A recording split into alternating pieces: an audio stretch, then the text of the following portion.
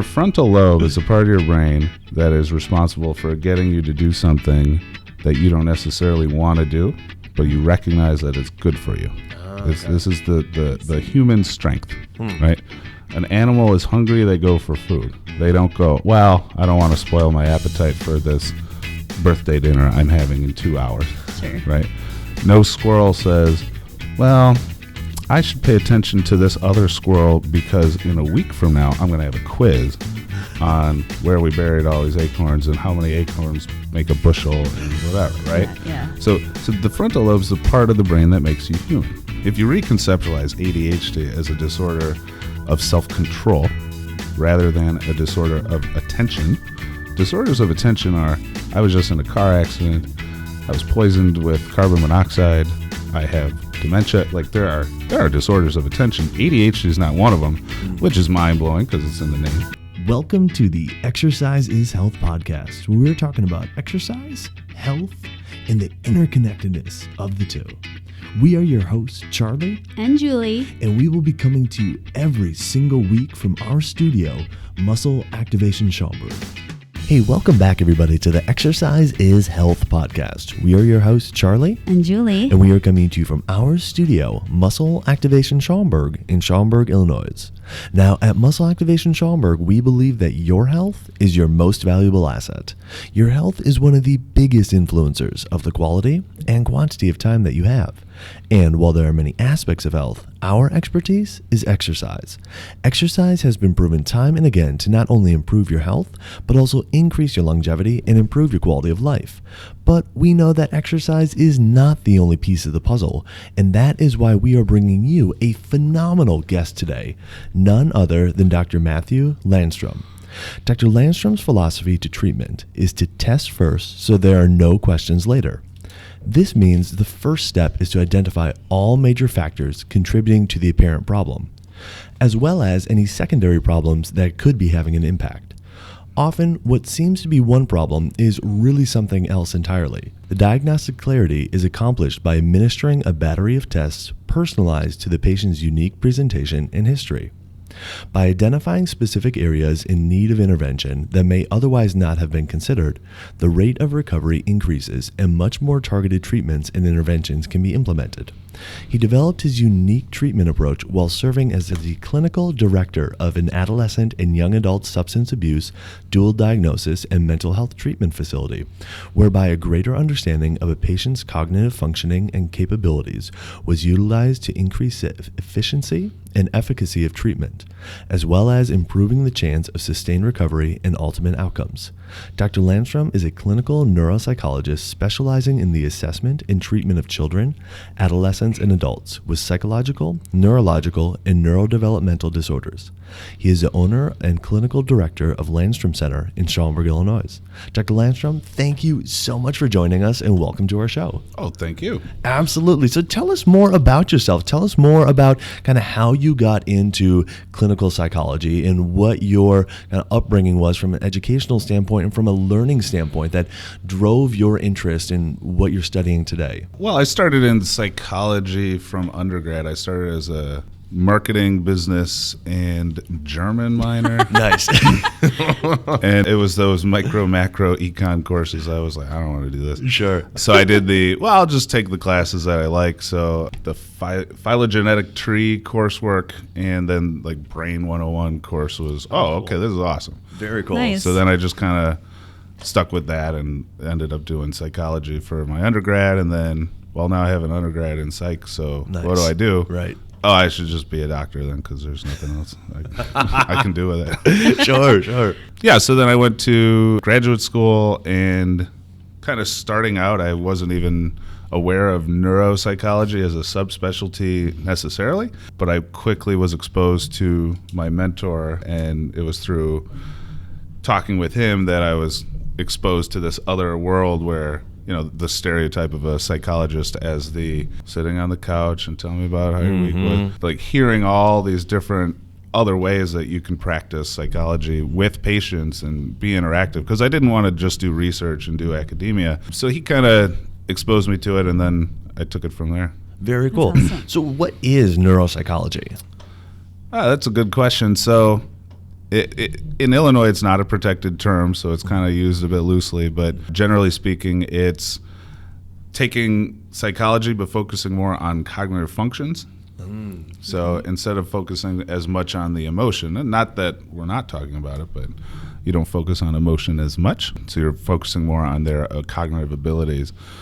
You can kind of think of it like what a neurologist used to do before imaging. Oh, interesting. Oh, okay. So that's So you're why more it's looking also at the kind function rather than how you're feeling about things or Absolutely. processing things. Okay. Yeah. Oh, very cool. That's cool. Very cool. So what kind of things are you looking at then when a patient comes to see you? If it's not kind of sitting and discussing like how their day went, how they're feeling, kind of working through mental emotional barriers, what kind of things are you looking at from a brain function standpoint? Are you doing imaging, or is there testing that happens? It sounds like from your bio that there's a battery of tests that might happen, but kind of can you dive into that process deeper with us? Sure. So it's not so much an ongoing treatment approach. It's more of like a specialty assessment. So just like you might get ordered to go get an x-ray or blood work, it's that. Gotcha. So the first appointment is an intake where I'm figuring out why they're here, what kind of tests I'm going to need to do, what is the question I'm trying to answer. Sure. And then they come in and do the tests where we actually measure their ability to perform various tasks. Those are attention, memory, language, anything that your brain has to do when you're thinking. And then from there, we do a feedback appointment where I explain, okay, here's the data, here are the findings, this is how it explains the question that you had. Okay.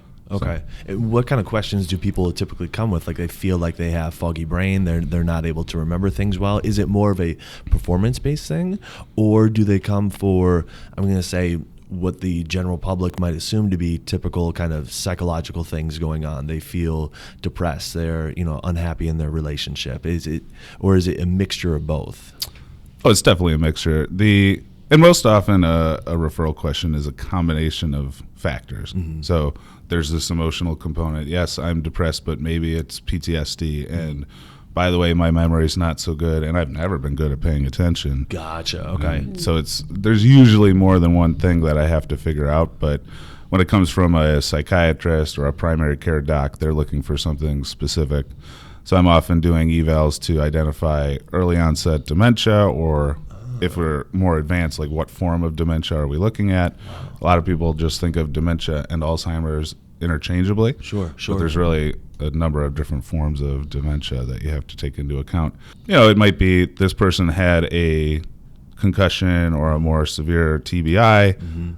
Well, how are they functioning now? They're still complaining of these things. Is that actually a deficiency, or are they just perceiving that there's a deficiency? Okay. Because that's going to guide what you do for treatment. Yeah. If there's a true deficiency, we can train that skill, like cog rehab stuff. Sure. If there's not a true deficiency, well, let's look at your perception. Let's look at your mind state. Let's do more kind of Interesting. cognitive. Okay. Yeah, because when I think of like psychology, and I'm not familiar enough with the profession to know all the different terms and like what people do, but I think of like talk therapy, right? It's like, if I have a mental emotional thing going on, I go to talk therapy. And it seems like this might include that, but also the processing, the brain processing side of it, or the cognitive function side of things. Is that true, where it's like a blend of it, or are you guys not doing any of the talk therapy piece? I don't do any talk therapy. Okay. I mean, I have done it. Sure. But that's not part of my regular practice. The APA, which I'll probably get in trouble for talking bad about them so much today. What does that mean, APA? The American Psychological Association. Oh, okay. So they really push this generalist psychological practice. So if you are a psychologist, you can deal with anything in the DSM being our big book of conditions. I see. Well, sure, every psychologist should be able to manage a case of snake phobia or a case of social anxiety. Like they'd know what to do with that. Fine. But if you want to be able to really treat someone with a full-on OCD, and I'm talking like monk, as good as it gets level OCD, right? If you're going to be that skilled at fixing that problem, how are you also going to be able to keep up on the literature and be able to properly treat somebody with a full-on PTSD? Sure. And how are you going to treat this kid with autism? You have to know so much. And for you to be able to keep up with the literature and to really specialize in something, there's no way that you have the time to do all that. So to me, a generalist doesn't make sense. Yeah. Sure.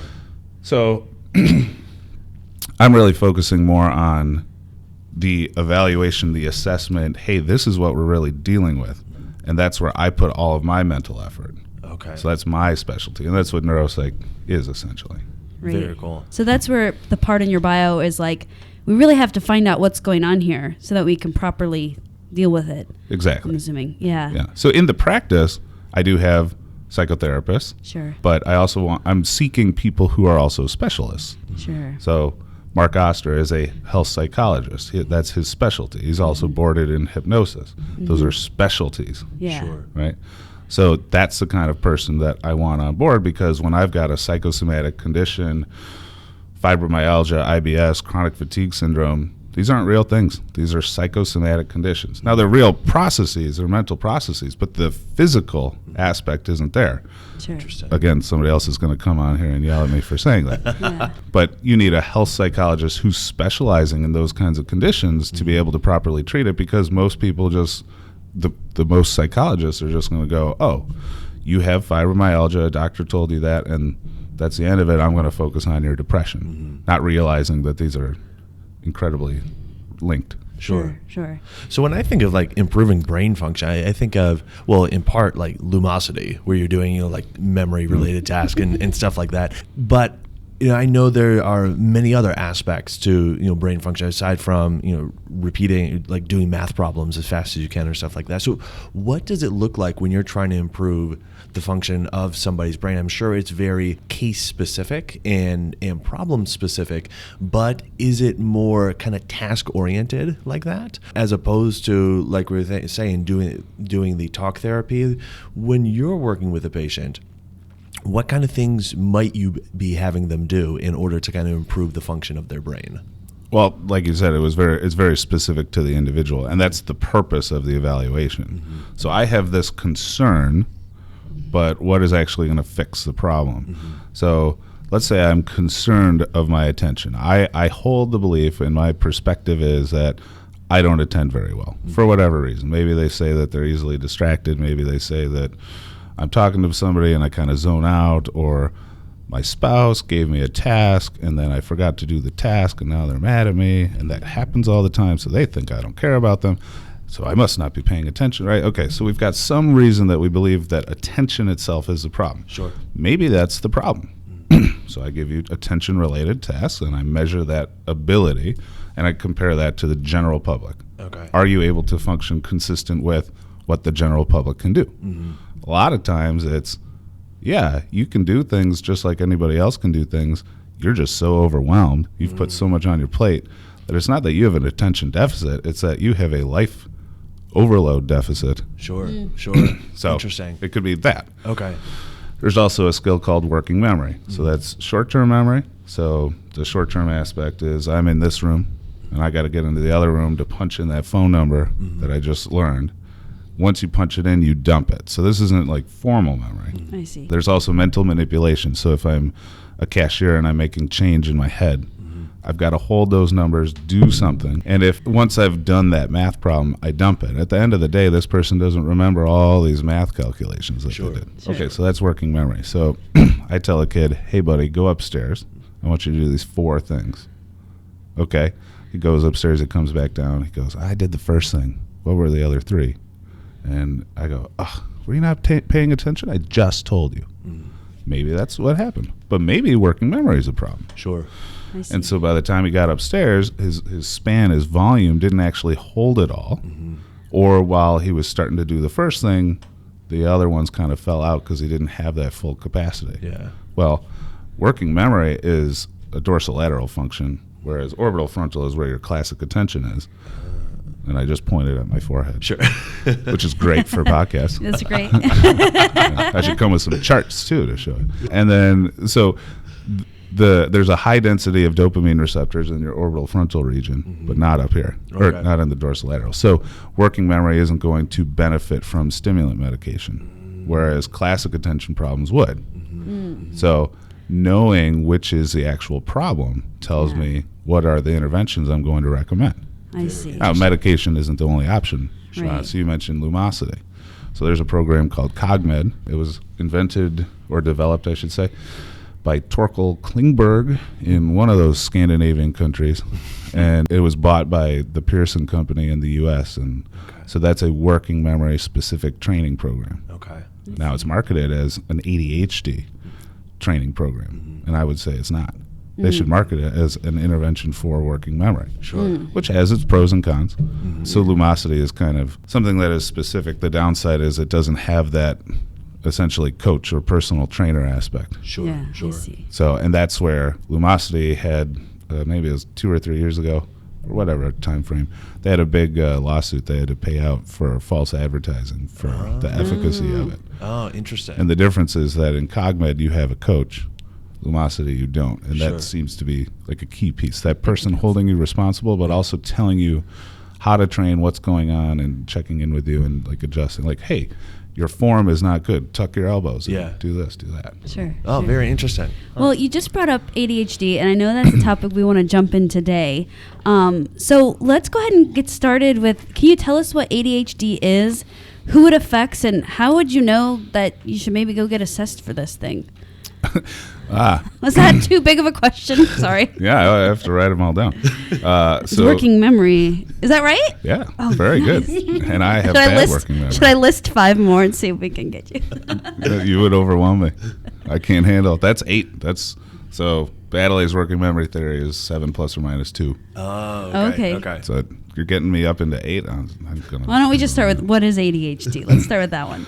Right. Well, that's an incredibly complex question. So I actually want to answer your question first. How do I know if I should get assessed for it, or who should get assessed for it? Yeah. If you think you have a deficit and you're going to seek out some sort of treatment, guidance, consultation, whatever, you should go get assessed for it, because your perception of whether or not you have that problem doesn't actually tell you anything, right? That kid who I saw, I attributed it to attention. It was working memory. We don't know. We just know this is my outcome, this is my experience, but we don't know what's cognitively the deficit, because there's so much overlap for how one cognitive skill will impact your performance or your functioning in general every day.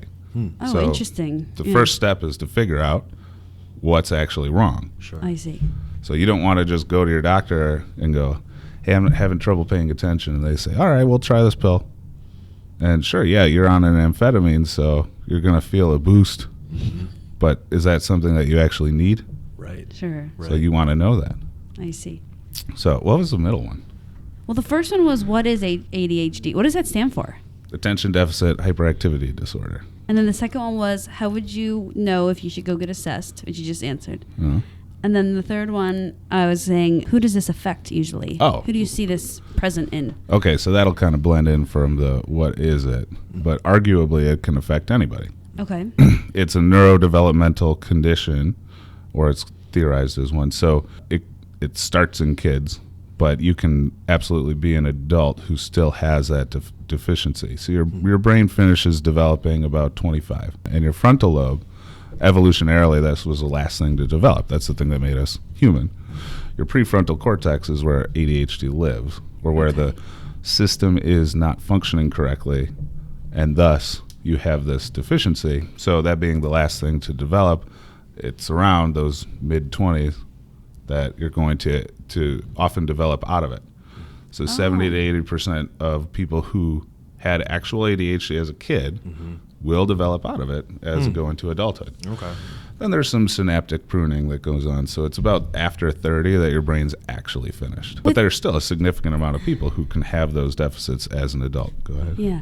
With ADHD, in the beginning, you just highlighted how it could be a perception of a deficit, which maybe then there's actually not a brain function problem, if I'm understanding that correctly. Or there could actually be a brain function problem, and it's not your perception, it's reality, and you could test to find that out. So if it's the brain function deficit, like there's actually a deficit in the brain that you were going to work on, it's not just the perception one, is that what you would qualify as ADHD? Or is ADHD either one. Like you think you have the problem and you really don't, or you really do have the problem and you really do have it. You know what I'm saying? And that's why I was kind of skirting around it for a minute.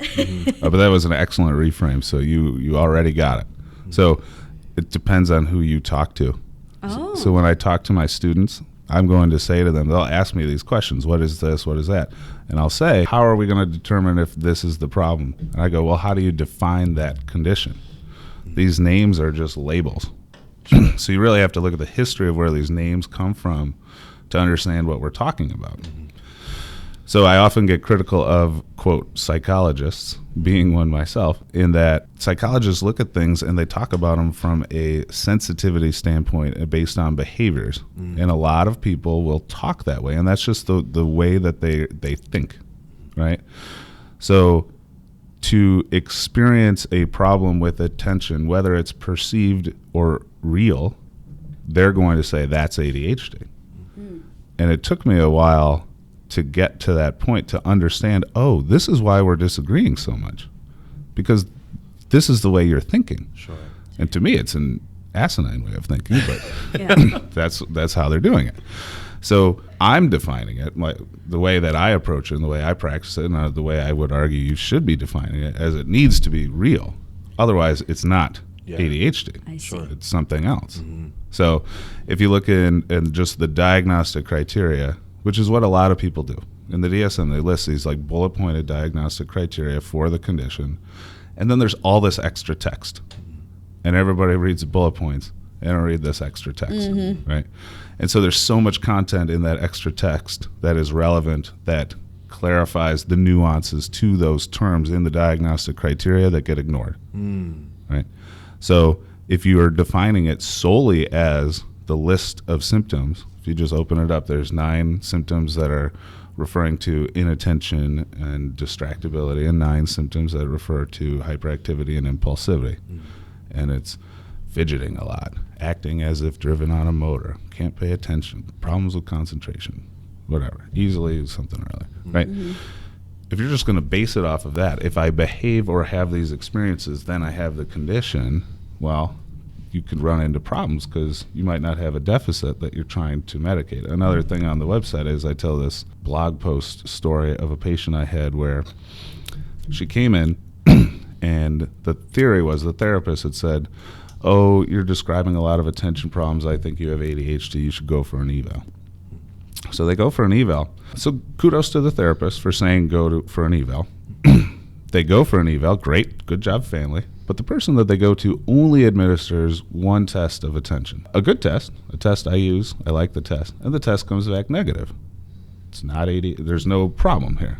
Okay, well, what they did was they told the person that it's not the problem that they're worried about, but they didn't also explain, this is why you think it's that. Here's the thing that is the problem. Sure. And so by doing that, she goes back to her therapist. Therapist says, well, tests aren't perfect, so maybe it is anyway. You should go to your doctor and try medication. Well, if anybody takes a stimulant, that first day, they were going to have great attention. They're going to have tons of motivation. They're going to get all sorts of work done. So girl says, oh, this is awesome. Oh, okay, well, since it made things better, you must have had the problem, which also is a way outdated way of thinking. So, goes by, school gets better for a week, school gets better for 2 weeks.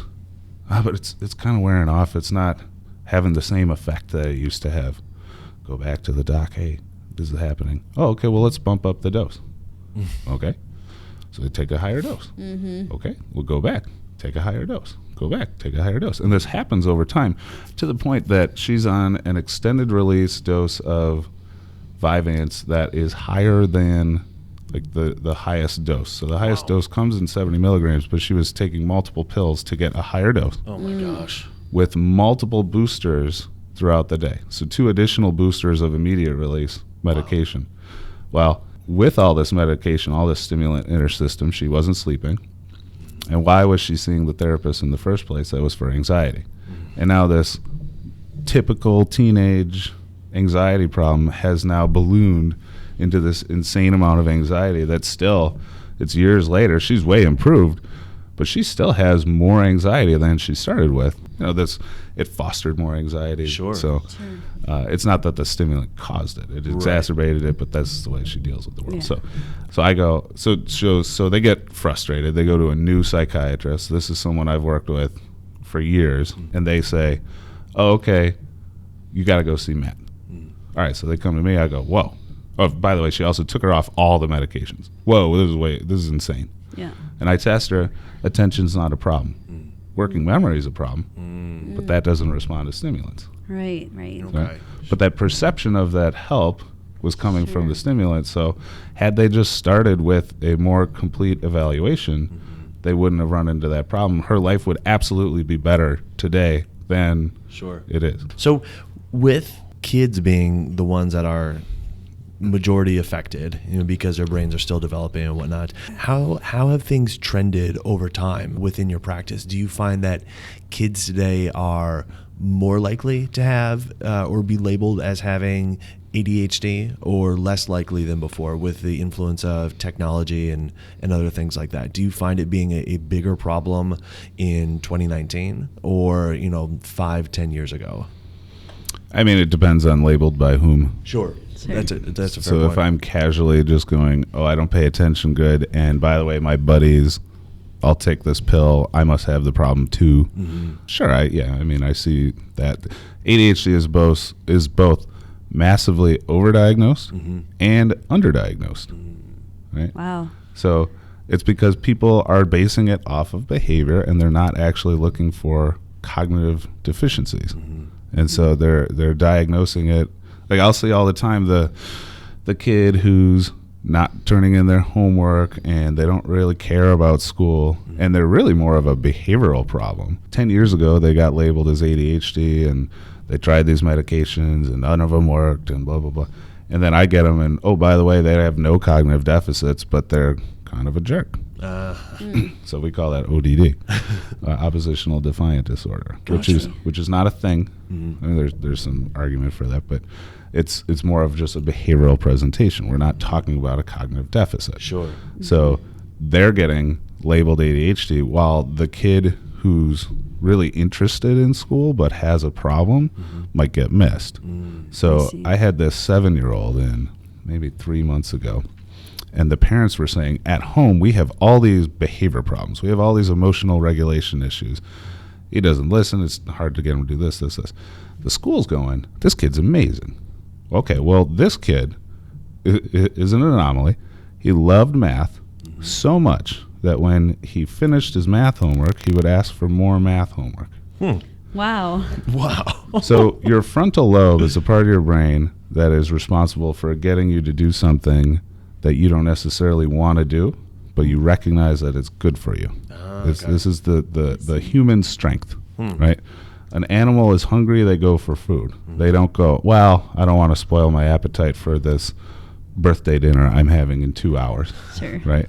No squirrel says, well, I should pay attention to this other squirrel because in a week from now I'm going to have a quiz on where we buried all these acorns and how many acorns make a bushel and whatever, right? Yeah. So the frontal lobe's the part of the brain that makes you human. So if you reconceptualize ADHD as a disorder of self-control rather than a disorder of attention, disorders of attention are, I was just in a car accident, I was poisoned with carbon monoxide, I have dementia. Like there are disorders of attention. ADHD is not one of them, which is mind-blowing because it's in the name. Right.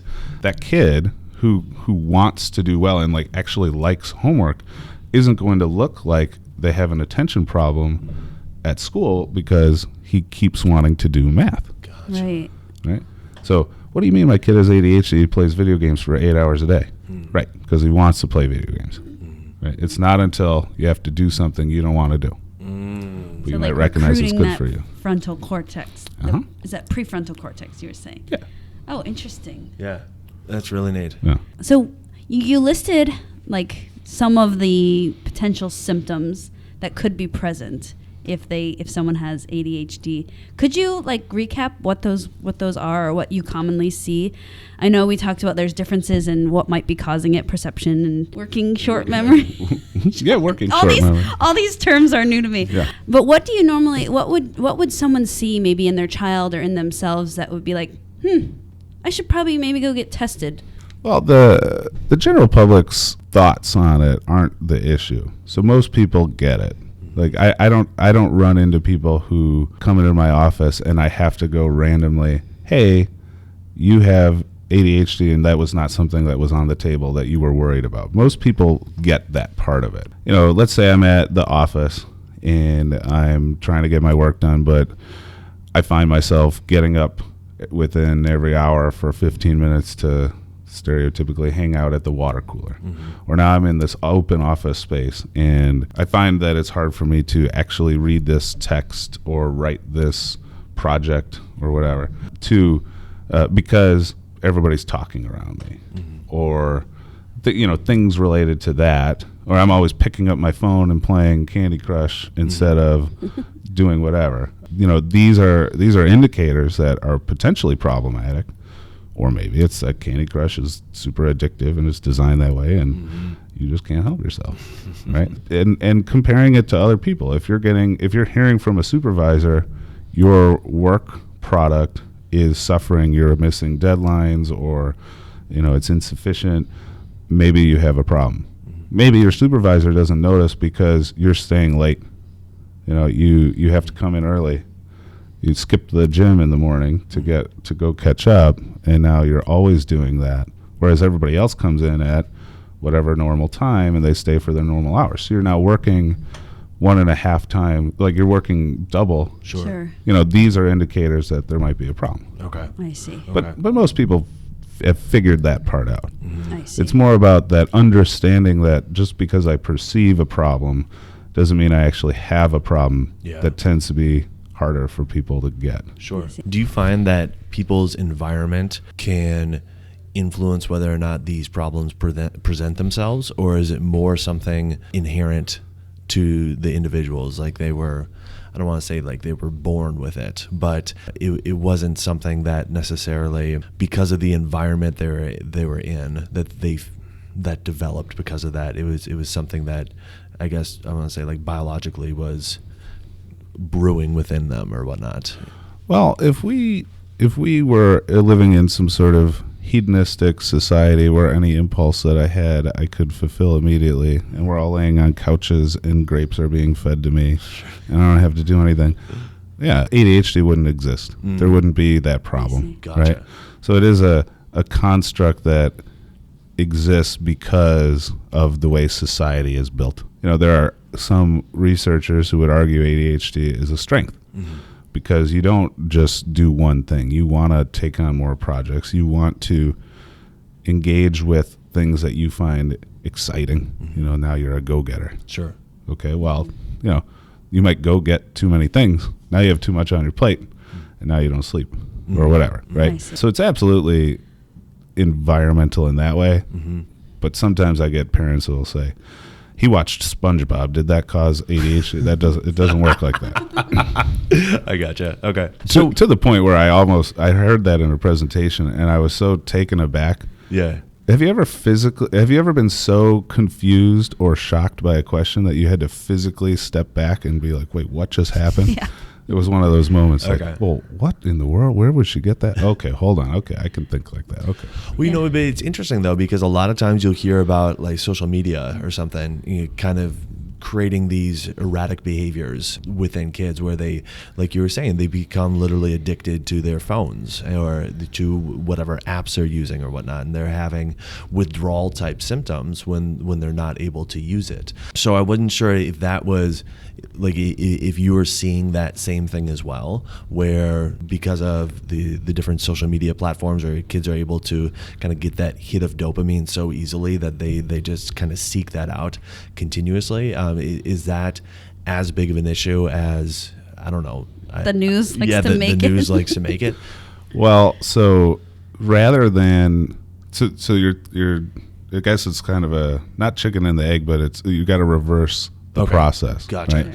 So I was clinical director at a teen and young adult substance abuse treatment program.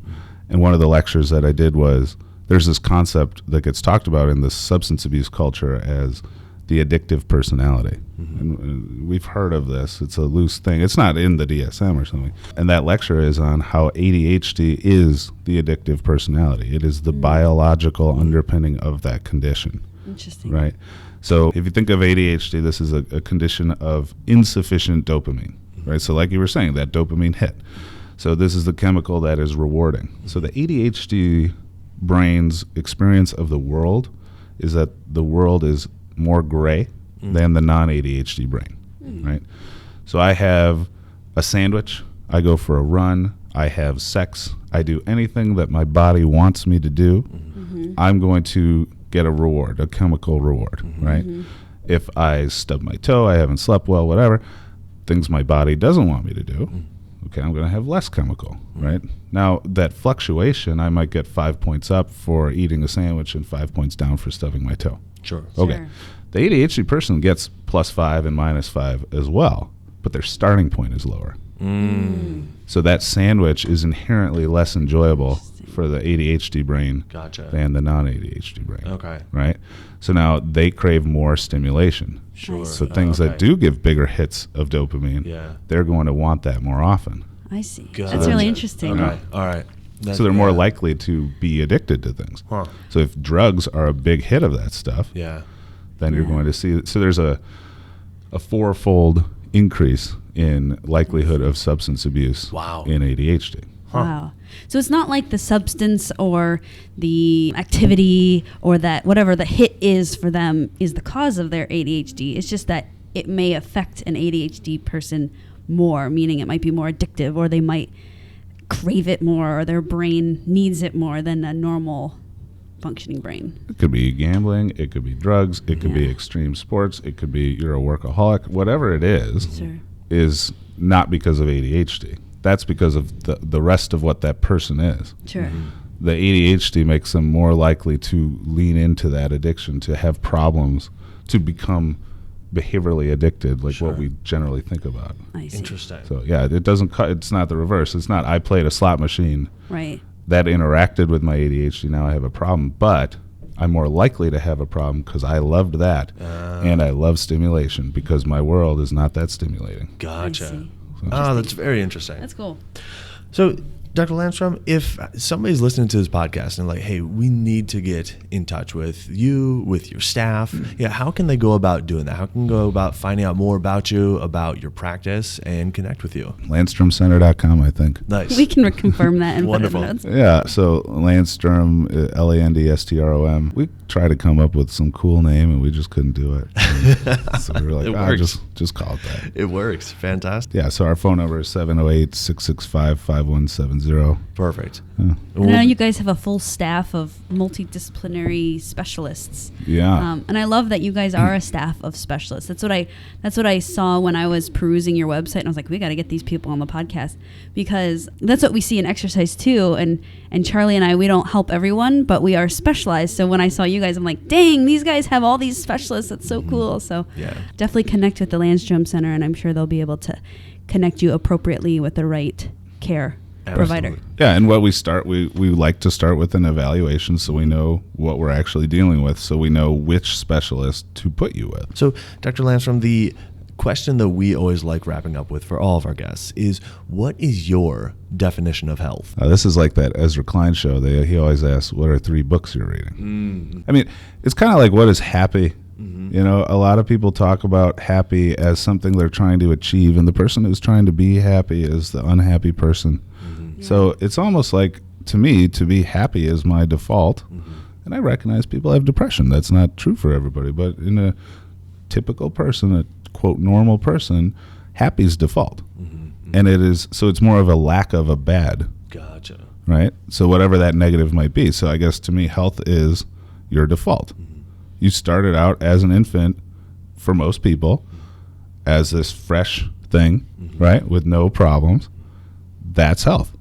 Health is a lack of a bad. I don't know if that's what. No. Nice. Does that sound good? Yeah, absolutely. That sounds awesome. I think whenever we ask that question, the answer is cool, but the thought process behind the answer is Right. even more important. So I love that Exactly. you kind of said that out loud, because it was interesting to follow your train there. Yeah. And it's probably specific to the way that the work I do. Absolutely. For sure, absolutely. Which makes it all the more interesting because all of our guests are influenced by their own work and their own kind of life experiences. So yeah, thank you for sharing that with us.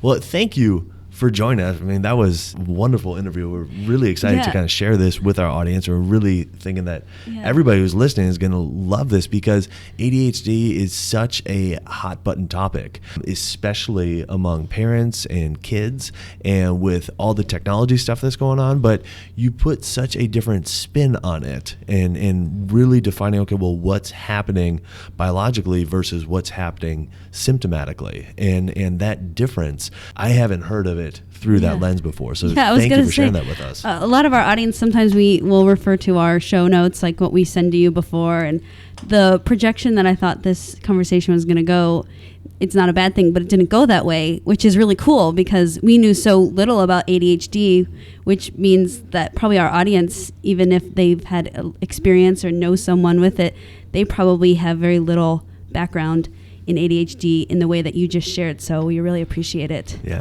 I recognize we're wrapping up, but I got to do this part. Please do. Go ahead, So maybe you edited it in for earlier, but I mean, I never actually answered your question, what is ADHD? Oh, Okay, yeah. Right. Go for it. So I'm not going to define it the way that the DSM defines it. Okay. And so for an analogy, if you go to your primary care doc and you say it hurts here and here, and I'm pointing at my sinuses, they're going to go, oh, that sounds like a sinus infection. Right. Now you walked in there because of a symptom that you perceived as a problem. Right. Okay. Now, you're going to get prescribed a pill to fix that. So what kind of pill are they going to give you? They're going to give you an antibiotic. Yes, you're not supposed to do that. No, I don't know. We're all okay. But that aside, like, that's the kind of thing that you're going to give to fix it. You're not going to give some form of analgesic. The analgesic will take away the pain, the discomfort, but it's not going to fix the problem. That's why you give you an antibiotic, which in turn fixes the problem. If you said to that doctor, hey, how do you define a sinus infection? They're not going to say, oh, it's when it hurts here. They're going to say, well, bacteria gets into this cavity, causes inflammation. That inflammation causes discomfort. That's what you're experiencing. So they're getting at the actual problem, right? And so when you're looking at this basic definition of ADHD that's in the DSM, they're basing it on the symptoms. They're not getting at the underlying cause. So what I'm doing is I'm considering brain behavior relationships and how the structure and the function of the brain influences behavior. The outcome is a behavior, Right. but that behavior can happen for other reasons too, right? I So see. to me, ADHD is a deficit of complex attention. And that's, to me, pure ADHD. There's really 8 to 11 different systemic problems in the frontal lobe that are all classified or under this umbrella term ADHD, and we really should just open that up. But ADHD is so ingrained. Everybody knows. They've all heard of it. We Yeah. try to get rid of it. We try to change it. People blow up. Yeah. In 1980, when they changed the name to ADD, by the way, it existed before. It was called hyperkinetic reaction of childhood, but that didn't have that pop to it, right? We got to have a marketing term. So Right. come on. Right. So, when that condition was labeled, we didn't have the understanding of neuroscience that we do now. Massive updates. And yet when you look at the description of the condition in the book, very little has changed. And that, to me, is a major flaw. And that's how you get these people who say ADHD doesn't exist. And you get overdiagnoses, underdiagnoses, et cetera. So. For sure. No, that makes sense. Absolutely. Absolutely. Well, thank you so much for sharing all that with us. We really appreciate your time, really appreciate your expertise. And like I say, it's such an interesting viewpoint that you bring, and it makes total sense as far as how you're approaching things and all the testing that you're doing. So again, thank you for sharing that with us. Carl Sagan says, science is a way of thinking. And this is the way that I'm thinking. I love it. Love it. That's awesome. That's cool. That's awesome. Well, for our listeners, thank you so much for tuning in. If you wouldn't mind, head on over to iTunes and leave us a rating and review, because it helps people find our podcast. It helps people who are looking for exercise and health-related information find out more about the work that we're doing. And if you know somebody that needs to find out more about the work Dr. Landstrom and his team are doing, share this podcast with them so they can hear about their unique approach to assessing the function of people's brains and as it presents in different cognitive symptoms.